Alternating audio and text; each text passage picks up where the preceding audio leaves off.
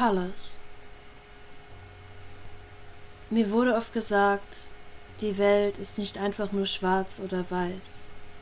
Es gäbe aber hunderte von Graustufen dazwischen und dann werde da noch das Bunte, das sich aus den Primärfarben Rot, Blau und Gelb ergeben und die Erdkugel, auf der wir wandeln, in tausenden Regenbogenfarben den Lichtern erstrahlen lassen würde. Doch auf der anderen Seite existieren nur Licht und Schatten. Es gibt nichts dazwischen. Entweder fällt dort auf den Boden Licht oder aber ein Schatten.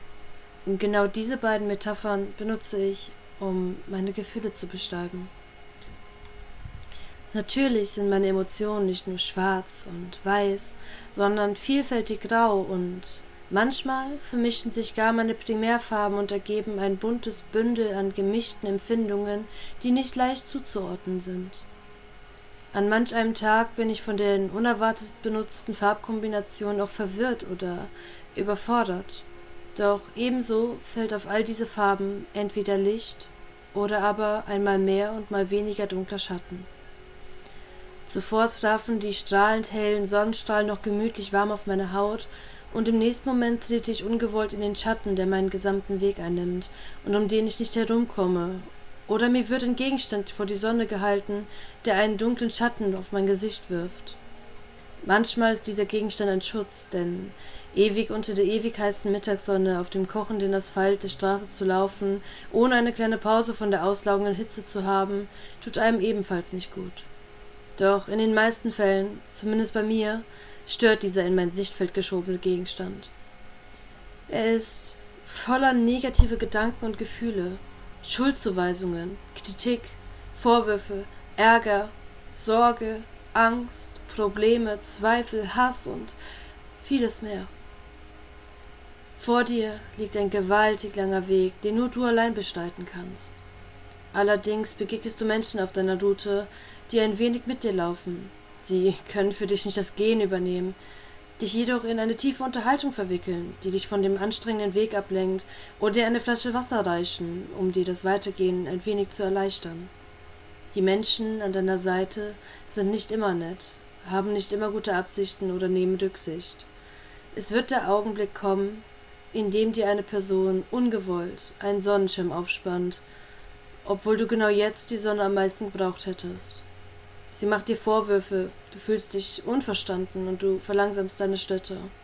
Mit der Zeit jedoch verwittert der Schirm und nach scheint das Licht wieder auf dein Gesicht, du kommst zur Besinnung und reißt den Schirm von dir. Eventuell lässt du die Person an einer Gabelung zurück, ohne zu wissen, ob sich eure Wege eines Tages noch einmal kreuzen werden. Dieser Abschied kann sowohl befreiend als auch vernichtend sein, und je nachdem folgst du dem sonnengefluteten Feldweg oder der finsteren Seitenstraße weiter. Deine nächste kurzzeitige Begleitung, die mit dir ein wenig den Weg entlang geht, sorgt sich um dein Wohl und spendet dir Schatten. Doch zeitgleich machst du dir deswegen Vorwürfe, kritisierst dich deswegen und Schuldgefühle legen sich mitsamt des kühlenden Schattens über dich. Du möchtest niemanden deiner Freunde oder Familie belasten, nerven, sorgen, enttäuschen oder verärgern. Der helfende Gegenstand, der dir etwas Schatten spenden sollte, wird zur Last und lässt dich unwohl fühlen. Du ziehst dich von deiner vorübergehenden Begleitung zurück. Den Rest des Weges würdest du schon alleine gehen können. Es wäre ja nicht mehr weit und ein paar Meter weiter wäre bereits wieder Schatten. Ohne Widerworte zuzulassen, wendest du dich ab und rennst ein Stück weiter den Weg entlang. Du drehst dich zurück zu den besorgt skeptischen Gesichtern, wirfst die vernarbten Arme auf den Rücken und grinst breit. »Siehst du«, strahlst du stolz über deinen Fortschritt und entfernst dich weiter von den noch immer nicht überzeugten Blicken deiner Vertrauten. Du läufst weiter durch den dichten Wald, der kein Sonnenlicht zu dir durchdringen lässt. Die Farben, egal ob warme oder kalte, verdunkeln sich durch die Schatten der Bäume und die Welt erscheint dir nicht mehr so farbenfroh, wie noch zuvor im Freien. Das leuchtende Gelb, welches dich stets amüsierte und zum Lachen brachte, wirkt verschmutzt oder gar unecht auf dich. Es strahlt einfach nicht mehr so hell. In der Dunkelheit der Wälder gefangen, durchströmt dich Einsamkeit. Doch selbst wenn dir andere Wanderer entgegenkommen, sprichst du sie nicht an. Hoffnungslosigkeit umklammert dein schmerzendes Herz, denn der Wald nimmt kein Ende, und du weißt weder, ob du den Ausgang finden kannst, noch ob du überhaupt noch in die richtige Richtung gehst oder doch nur die ganze Zeit im Kreis läufst. Die Bäume, die Situation, sehen sich so verdammt ähnlich und wiederholen sich stets.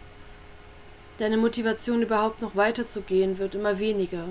Du steckst dir Kopfhörer in die Ohren, schaltest seit langem mal wieder den alten Walkman in deiner Tasche ein und lauschst den Worten deiner liebsten Künstler. Die Musik hat dir manch einmal vielleicht sogar geholfen, dich zu orientieren oder dich besser zu fühlen.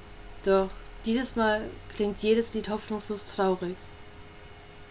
Du spürst, wie dir die Lust vergeht, den schnellen und gute Laune bringenden Klängen zu hören und wählst deprimierende, zu deiner Empfindung passende Musik aus, die dich schließlich langsamer werden lässt. Leere, Hoffnungslosigkeit, Zweifel, Ängste und Einsamkeit übermannen dich, dass du dich schließlich einfach nur auf einen Stumpf setzt und demotiviert, verbittert und leer vor dich hinstarrst. Es ist schwer, sich nun wieder aufzuraffen und dich zu zwingen, diesen beschissenen Weg, der dich nur enttäuscht, der nur steiniger zu werden scheint und dich immer in die nächste deprimierende Umgebung wirft, weiterzugehen. Wieso solltest du noch kämpfen? Du lässt dich rückwärts von Stamm ins feuchte Moos fallen und starrst wie tot mit glasigem Blick in die Baumkronen, ohne den Himmel zu erkennen. Die Farben wirken blass und trostlos, dunkel und verschmutzt. Deine Gefühle fühlen sich eventuell gar falsch oder unecht an, doch du starrst einfach weiter zu den Bäumen rauf. Die Musik unterstreicht sarkastisch, wie scheiße du dich gerade fühlst, und du lachst spöttisch mit Tränen in den Augen auf. Das Lachen hört nicht auf, wird jedoch immer verzweifelter und deine Augenbrauen ziehen sich gequält zusammen, während deine Sicht vor Tränen verschwimmt. Du presst deine Handballen fluchend auf die feuchten Augen, während sich dein Lachen wandelt und du beginnst zu schluchzen.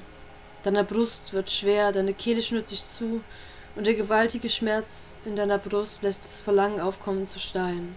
Dieser unerträgliche, seelische Schmerz, der nicht mildert und dich beginnt zu verzehren. Du willst schreien und alleine im Wald kannst du das auch. Du erlaubst es dir. All deine Ängste, Sorgen, die Schmerzen, deine unterdrückten Emotionen, alles lässt du raus und schreist es Richtung Himmel. Du jammerst und schreist, redest dir alles von der Seele, ohne dass deine Worte bei jemandem ankommen und gehört werden. Manchmal fühlst du dich tatsächlich befreit und es reicht, um mit geröteten Augen und einem letzten Schniefen weiterzugehen, doch bei mir reicht es nicht. Es befreit mich nicht. Ich denke, ich will einfach nicht mehr. Ich fühle mich eher wie leer, als hätte ich meine letzten noch vorhandenen Gefühle für immer aufgebraucht und starre weiterhin mit glasig leerem Blick in die Blätterdächer. Dann aber erinnere ich mich irgendwann an meinen Weg. Meine Augen weiten sich immer mehr und erneut füllen sie sich mit der salzigen Flüssigkeit, die eine noch immer deutlich erkennbare Spur auf meinen Wangen hinterlassen hat. Ich erinnere mich an den Berg, an dem ich ewig klettern musste und sozusagen auf der Stelle trat, da ich nicht vorwärts kam, ihn jedoch überwunden habe. Ich erinnere mich an die wunderschöne Blumenwiese, an der ich mit meinen Freunden entlanggegangen bin, und an den weiten Ozean, an dessen strahlend weißen Strand ich entlanggegangen bin. Natürlich war ich in verschmutzten Gassen gewesen, in engen und verschachtelten Höhlen, in einem Labyrinth ohne ersichtlichen Ausgang, und auch jetzt bin ich in diesem hoffnungslos erscheinenden Wald. Doch vor und hinter diesen trostlosen Orten habe ich wunderschöne Orte gesehen, wunderbare Erinnerungen gesammelt und unglaubliche Menschen kennengelernt. Ich richte mich langsam vom Boden auf und setze mich sprachlos zurück auf den Stumpf. Ich habe mich so sehr auf den endlos erscheinenden Wald konzentriert, dass ich vergaß, was ich bereits alles überwunden hatte und an welch großartigen Orten ich bereits vorbeigegangen war. Langsam mache ich wieder Schritte nach vorn. Eventuell erwartet mich eine lichtdurchflutete Lichtung, ein Wasserfall oder etwas Ähnliches, Unglaubliches, weswegen ich mich zwinge, weiterzugehen. Bald wird wieder ein Moment kommen, in dem ich weder ein noch aus weiß, mich verloren fühle und aufgeben möchte. Und ja, mich begleitet auch die Angst, dass ich beim nächsten Mal nicht mehr so denken kann und auch das nicht mehr genug sein wird. Dass der Tag kommt, an dem mir, auch nur für einen Wimpernschlag lang, alles egal ist und ich tatsächlich aufgebe. Dieses Mal jedoch für immer. Doch mit dieser Angst beschäftige ich mich nicht. Und bis ich das nächste Mal verloren bin, beschäftige ich mich lieber mit den schönen Momenten. Was passiert, kommt der Punkt erneut, in dem alle Farben dunkler erscheinen, kann ich nicht sagen. Doch heute habe ich weiterkämpfen können. Mehr muss ich heute auch noch nicht wissen.